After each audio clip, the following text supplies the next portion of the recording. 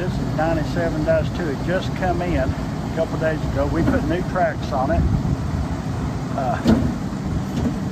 Well, we did it yesterday. It came in a couple days ago. We haven't washed it, cleaned it, or anything, but we did put new sprockets and tracks on it. High flow machine, enclosed cab, backup camera. See right here, we haven't washed it or anything.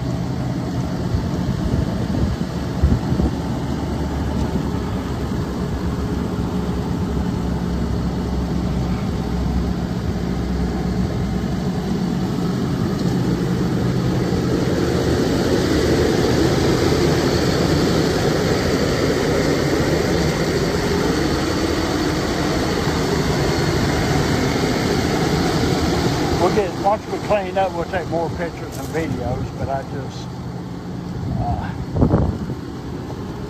got a Kubota bolt on, cutting edge and side killers.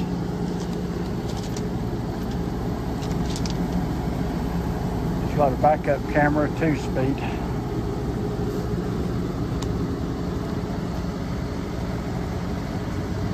And the sun's down, so, or overcast.